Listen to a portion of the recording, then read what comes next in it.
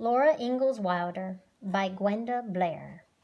This is a biography of the person who wrote Little House on the Prairie.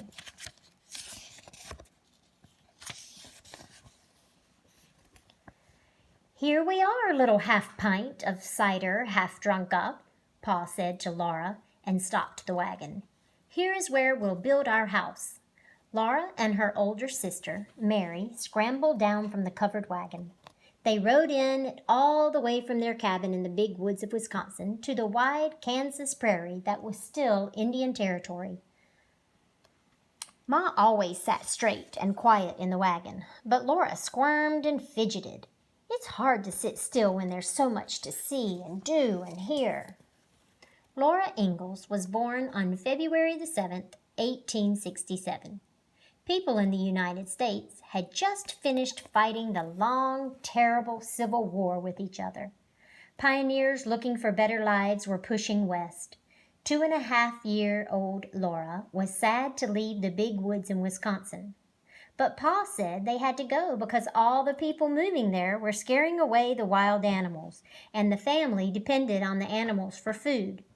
Besides, he told Laura, she might see a papoose, an Indian baby, in Kansas.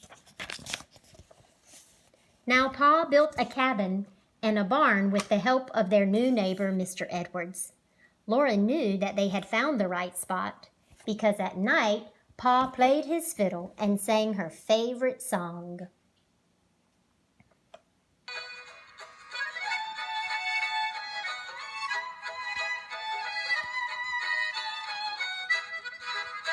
"'Tis I am the gypsy king, and where's the king like me?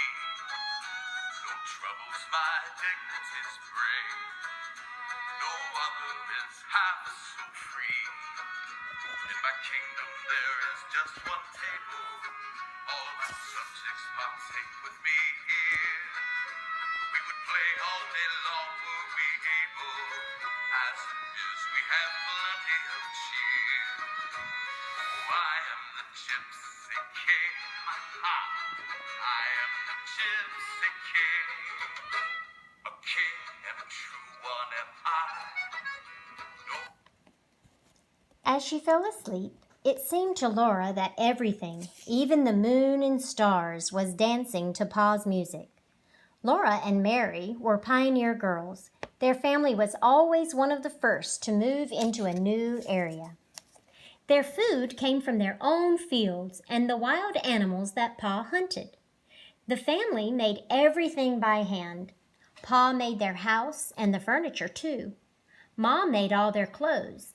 She also cooked, washed, and cleaned.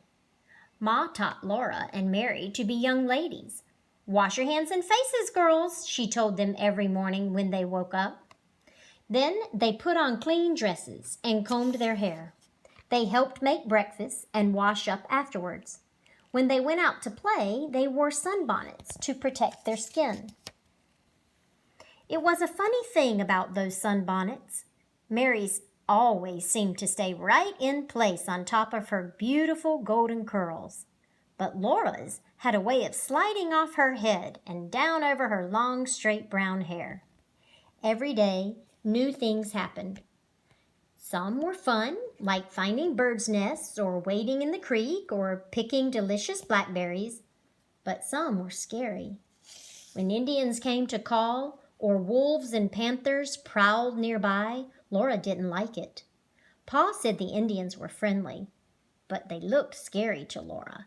She was afraid whenever Pa went away on the 4-day trip to town for supplies. Once the whole family was so sick that no one could move. They didn't know it, but they had caught malaria from the mosquitoes around the creek. Christmas that year almost didn't come. The creek flooded, and their presents were on the other side. But Mr. Edwards actually swam across with the presents and delivered them. In her stocking, Laura found a shiny new tin cup, a stick of candy, a bright new penny, and a heart-shaped little cake that seemed the sweetest thing she had ever eaten. There had never been such a Christmas before. Never.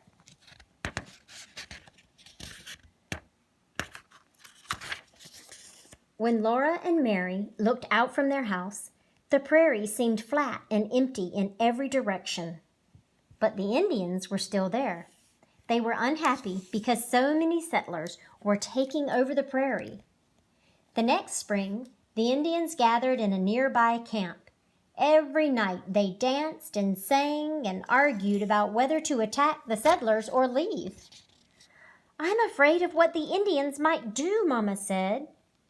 "They would be good neighbors if they were treated right," Pa said.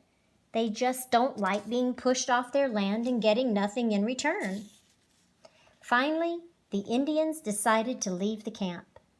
The day they rode away, Laura saw a papoose. She cried because she knew she would never see an Indian baby again. Soon the Ingalls family left the prairie too, for the land still belonged to the Indians. By that time, Laura was 4, and she and Mary had another sister named Carrie. They went back to the big woods of Wisconsin for a little while. Mary and Laura went to school with other children for the first time. Then they rode in their covered wagon to Minnesota. It was on that trip that Laura heard her first train. "Go on, go west, wander and be free," it called to her. When they reached their new home on Plum Creek in Minnesota, they had trouble finding it. That was because it was a sod house, a big room dug into the side of a creek bank. Laura loved the warm creek mud and the whistling rushes, the water bugs and the little fishes that nibbled her toes when they went wading. Once, when she disobeyed Pa and went to the creek alone, a badger tried to bite her. Another time, she went swimming by herself and almost drowned. After that, she left the creek alone. But it was still hard sometimes to be good. For Christmas that year, the only present Laura and Mary and Carrie got was candy. The family needed their money to buy horses for Pa's wheat crop. Pa was so sure that his crop would be a good one that he built a big new house with lumber that he promised to pay for later. A great big girl going on 8 should be learning how to read, not running wild along the banks of Plum Creek, Ma said to Laura one day. "You and Mary are going back to school." They lived close enough to the town of Walnut Grove that the girls could walk to school and the family could go to church every Sunday. Although Laura liked Sunday school, she did not want to go to weekday school. But after the first day, the only thing she didn't like was Nellie Olson. Nellie called Laura a country girl and bragged about being from New York. Somehow, it did not make Laura feel better to know that Pa was from New York too, or that she could throw a ball as well as any child in town. Then, a week before harvest, a dark cloud passed in front of the sun. Millions and millions of grasshoppers rained down on the land for days. Ma and Pa tried to beat them and then smoke out, but the grasshoppers would not stop eating. Before the grasshoppers left, they had destroyed Pa's crops and everything else for miles around. They were so many that they squished under Laura's feet when she walked outside. They covered the railroad tracks and the trains could not move. Worst of all, they laid their eggs everywhere. This meant that next year's crops would also be lost. How could Pa pay for the house and supplies? "Don't worry," Pa said, and he played his fiddle late into the night. The next day he left to work on other farms far away where the grasshoppers had not come. When he had earned enough money to get the family through the winter, he came home. That Christmas, the church had a party where Laura saw her first Christmas tree. Hanging on it were presents for everyone. Laura was thrilled when the little brown fur cape on the very top of the tree was for her. It was just the right size, and even nicer than the one Nellie Olson had. Soon it was 1876, America's centennial, which celebrated the first 100 years after the country had fought for and won its independence. The telephone had been invented. For many people, it seemed a time of hope. But for Laura's family, there was little good news for a long time to come. The grasshoppers ate all the wheat again. Laura's new baby brother died, and Pa almost got lost in a terrible blizzard. During the next year, they moved 6 times. Finally, they came back to Walnut Grove in Minnesota with a new baby sister named Grace. Soon, Pa had saved enough money working in a hotel to build another house. Laura, who was 11 now, had a job too, helping out at the hotel for 50 cents a week. Then Mary got sick with scarlet fever. She was as patient and as good as ever. But by the time she was better, she was blind. Now Laura had a new task, to be Mary's eyes and to tell her how everything looked. Laura told Mary all about the red velvet seats on the railway car they rode to their next home. Pa was to be bookkeeper at a railroad construction camp in South Dakota. The train went so fast that it was hard for Laura to see the fields and houses that flew by. In just one morning, the train went as far as their old wagon could go in a whole week. But still, Laura did not believe it when Pa said that someday everyone would travel by train. Someday there would be no covered wagons left. The land in South Dakota was enormous and still. The settlers had killed all the buffalo, and the Indians were gone. The men who were building the railroad left when winter began, but Laura's family stayed. During the cold winter days, Laura and Carrie played outside in the snow, while Mary, who had learned to stitch by feel, sat sewing by the fire. At night, Pa would play his fiddle and sing. I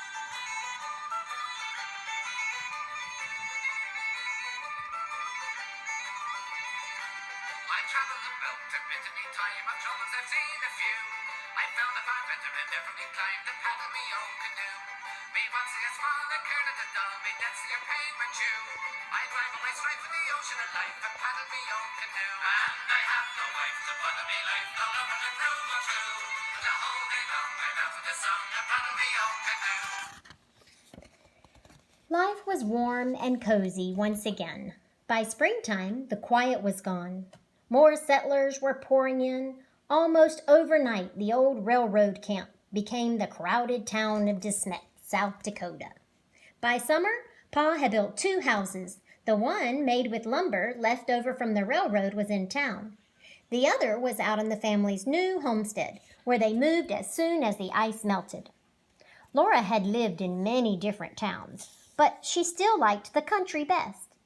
"You know how animals will act," she told Carrie, "but you never know about strangers." The family moved back into town for winter. It was to be the hardest winter anyone in De Smet had ever seen. For 7 months there was a blizzard almost every day. Snow reached the rooftops, and no trains could get through with supplies. Laura spent her days twisting hay into logs to burn in the fireplace and grinding the last of their wheat for bread. In the middle of the long winter, a young man named Almanzo Wilder rode off into the countryside. He came back with a load of wheat that saved the settlers from starving to death. Christmas that year did not come until May, when the snow melted and the train could get through with presents. After Christmas dinner, Pa got out the fiddle that had been silent for so many long cold months and sang, This world is a difficult riddle. There's so many people you see, with faces as long as a fiddle, which ought to be smiling with glee. You know in this world there is plenty, enough of good things for us all, and yet there's not one out of 20 but thinks that his share is too small. But what's the use of repining?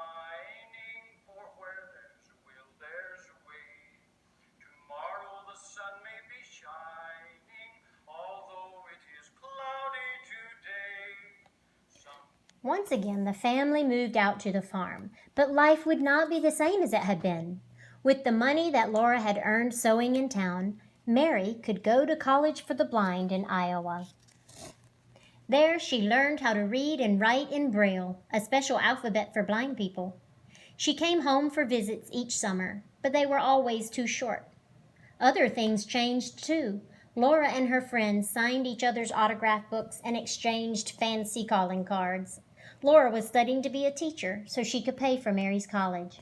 But more and more often she put down her books to go to a party or a town meeting. At first she felt funny when Almanzo Wilder walked her home on those evenings, but she knew she liked him. Soon Laura was 15 and teaching her own school in a town many miles from home. It was lonely being so far away from her family, but Laura knew she had to manage it, and she did.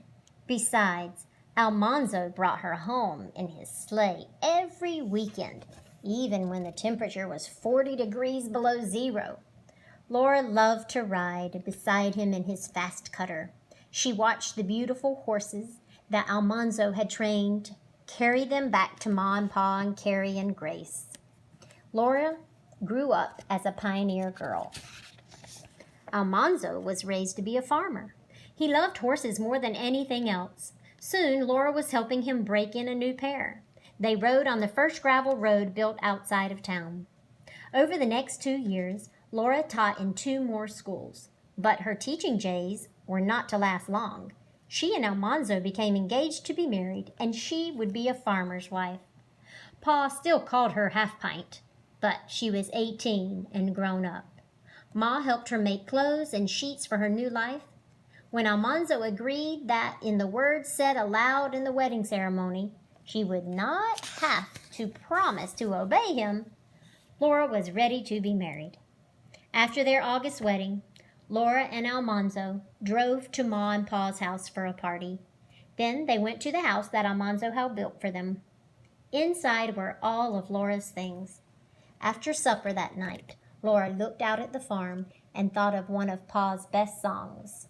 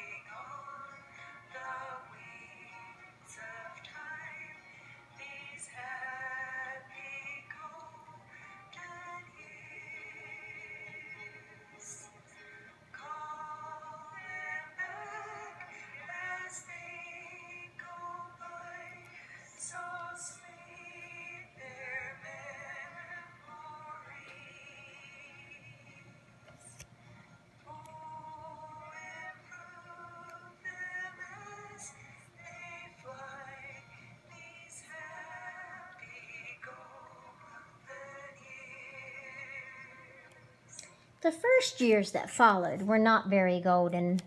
Almanzo and Laura worked hard, but they did not make enough money to pay their bills. Then their lovely house burned down. They had a beautiful daughter named Rose, but Laura's second baby died.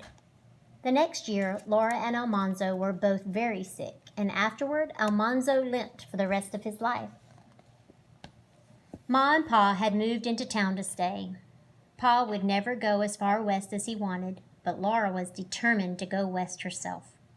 Finally, she and Almanzo drove off in their own covered wagon and ended up settling south in the Ozark Mountains. On a ridge in Missouri, they found a little log house and began to make their home there. Over the years, they cleared the rocky land and made a good farm. They grew corn, wheat, oats, apples, grapes, and strawberries, and they raised hogs, sheep, cows, and goats. Laura and Almanzo's daughter Rose went away to high school and became a writer. She traveled all over the world. Laura wrote too, about farm life for local newspapers. Once she visited Rose in San Francisco. She found it exciting, but she still loved the quiet of the country more than city crowds. By this time, Pa's prediction had come true. The covered wagons were all gone, replaced by trains, then cars, and then airplanes. As the years went by, Laura thought more and more about her childhood long ago. She had been a pioneer girl in the big woods of Wisconsin, on the Kansas prairie, at Plum Creek in Minnesota, and De Smet, South Dakota. Those times were gone, but Laura wanted to bring them alive again on paper.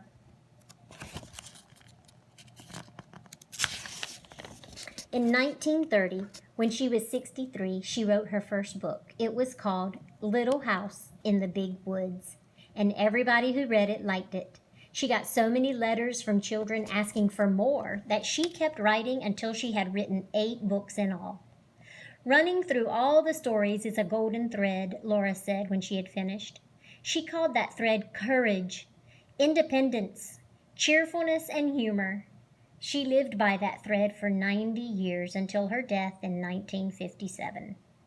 Those were the values of those pioneer days of long ago that Laura Ingalls Wilder gave to us.